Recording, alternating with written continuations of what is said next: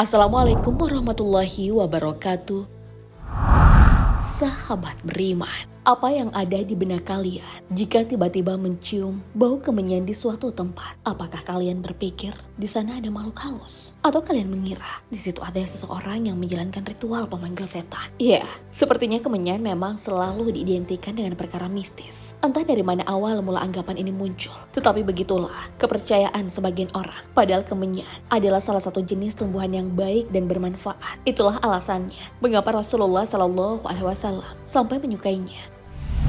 Mengapa kemenyan selalu dihubungkan dengan ritual pemanggil setan? Lalu mengapa Rasulullah SAW menyukainya? Tonton dan simak video ini hingga akhir agar tidak sesat. Menjadi salah satu jenis tumbuhan yang sering diidentikan dengan perkara mistis, kemenyan ternyata memiliki sejumlah manfaat. Hasil alam ini sangat laris di pasaran dunia pada masa lampau. Harga jualnya pun disebut pernah setara dengan harga emas. Lewat getahnya, kemenyan dimanfaatkan dalam berbagai hal, baik untuk kepentingan mistik, medis, maupun kosmetik, seperti dupa, aroma parfum, minyak aromaterapi, bahan pengawet makanan, bahan campuran kosmetik, hingga bahan obat. Getah kemenyan diklaim mengandung senyawa asam sinamat, asam benzoat, sitrol, stirasin, vanilin, coniferyl sinamat, coniferyl benzoat, hingga sumaresinotanol. Senyawa tersebut memiliki fungsi obat untuk mengatasi masalah kesehatan berupa perut kembung, infeksi kulit, kesehatan gigi, serta gangguan saluran pernapasan. Selain itu juga bisa meredakan batuk dan pilek, menyamarkan bekas luka, mengusir kuman, merawat wajah, hingga meredakan stres. Di sisi lain, olahan kemenyan juga bisa digunakan untuk pembuatan sabun dan keramik. Kemenyan atau yang sering disebut olibano adalah aroma wangian berbentuk kristal yang digunakan dalam dupa dan parfum. Kristal ini diolah dan diperoleh dari pohon jenis Boswellia dalam keluarga tumbuh-tumbuhan Burseraceae. Tumbuhan ini sebenarnya memiliki beberapa jenis. Masing-masing memiliki karakteristik dan kualitas yang berbeda. Di Indonesia sendiri, setidaknya ada 4 jenis kemenyan yang paling dominan dan laku di pasaran. Ada yang disebut kemenyan durami, bulu, toba, serta siam. Masing-masing tersebar di beberapa pulau dan wilayah. Paling banyak di Pulau Sumatera, Jawa, serta Kalimantan. Kemenyan merupakan tumbuhan asli Indonesia, bahkan menjadi salah satu komoditas andalan sejak zaman Nusantara. Produksi kemenyan telah dilakukan sejak beratus-ratus tahun lalu di Sumatera. Hingga wilayah ini dikenal sebagai pusat perdagangan dan perbelanjaan kemenyan di dunia.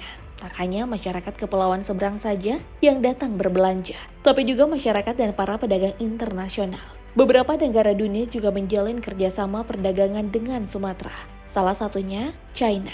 Menurut sejarawan Oliver William Walters, hubungan perdagangan Sumatera dan China sudah terjalin sejak abad ke-5 Masehi dengan 3 komoditas ekspor yang menjadi bentuk kerjasama mereka, yaitu kamper, kemenyan, dan getah pohon cemara. Namun jauh sebelum wilayah-wilayah Nusantara, perdagangan kemenyan sudah berlangsung sejak 5.000 tahun silam di semenanjung Arab dan Afrika Utara.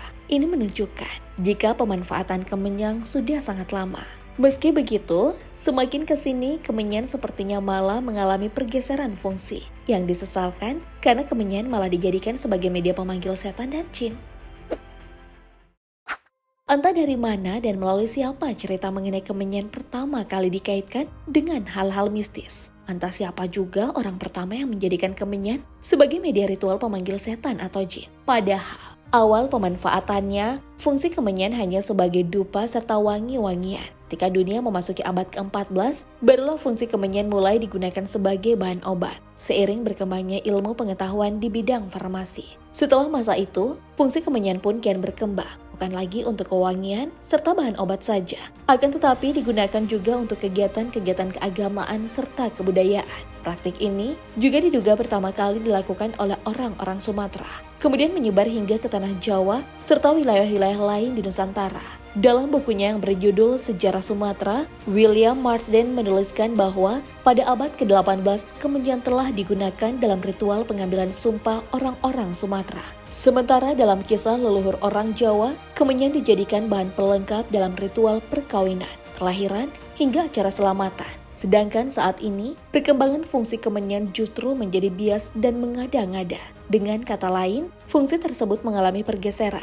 Dulunya hanya digunakan untuk mengharumkan ruangan serta penanggal serangga atau bau-bauan yang tak sedap. Kini malah dijadikan aksesoris tambahan dalam praktek dunia hitam. Imbasnya, persepsi masyarakat pun jadi ikut berubah. Seolah-olah di mana ada bau kemenyan, di situ terdapat makhluk tak kasat mata yang sedang bersemayam.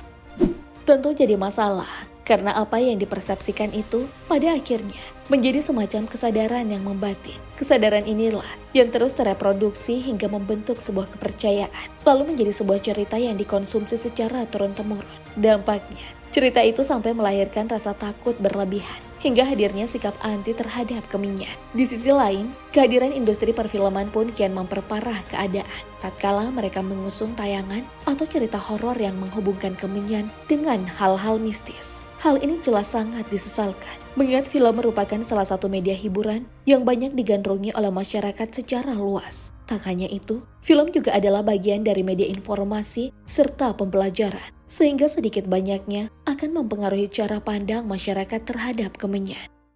Tapi mau gimana lagi, jika saat ini masyarakat sudah terlanjur terjebak pada persepsi demikian. Benar atau tidaknya persepsi itu, sikap orang-orang pun seakan menjadi sulit untuk dirubah. Tapi setidaknya, di sini akan kita tunjukkan bahwa apa yang selama ini dipersepsikan itu adalah sebuah kekeliruan. Karena kemenyan sama sekali tak ada pengaruhnya dengan kehadiran jin atau setan. Hanya saja, ada sebagian orang yang telah menyalahgunakannya. Sebab andai kata kemenyan itu syarat akan sesuatu yang tak baik, mana mungkin Rasulullah SAW sampai menggunakannya.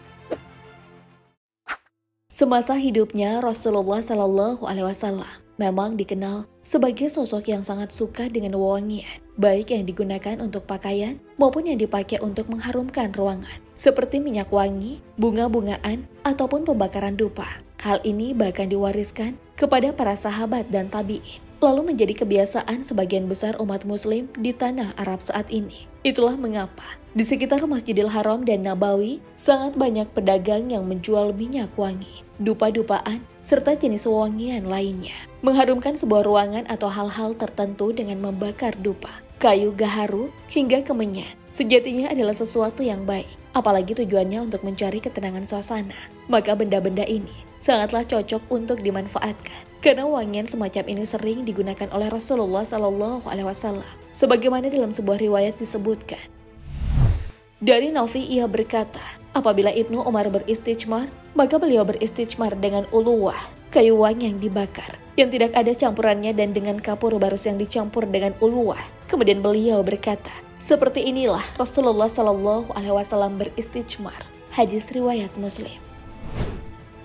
Selain itu, Rasulullah SAW juga sangat menganjurkan untuk mengukup atau mewangi-wangikan masjid.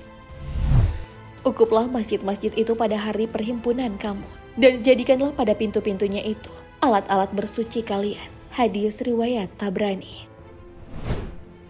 Tak hanya masjid, bahkan pada mayat pun Rasulullah memerintahkan untuk diukup. Dari Jabir ia berkata, Rasulullah SAW bersabda, apabila kalian mengukup mayat, maka ukuplah dengan bilangan ganti, ganjilkanlah. Hadis riwayat Ibnu Hibban. Disebutkan juga bahwa sahabat Nabi Muhammad SAW berwasiat agar kain kafannya diukup saat meninggal dunia. Dari Asma binti Abu Bakar, bahwa dia berkata kepada keluarganya, berilah uap kayu gaharu pakaianku jika aku meninggal, taburkanlah hanut pada tubuhku, janganlah kalian tebarkan hanut pada kafanku, dan janganlah mengiringiku dengan membawa api. Hadis riwayat Ibnu Hibban. Dari beberapa riwayat di atas, jelas menunjukkan bahwa penggunaan kemenyan dan wewangian sejenisnya juga terjadi dalam kehidupan Rasulullah SAW. Itu berarti mengidentikan kemenyan dengan sesuatu yang buruk, seperti hal-hal mistis, mesti ditinjau ulang.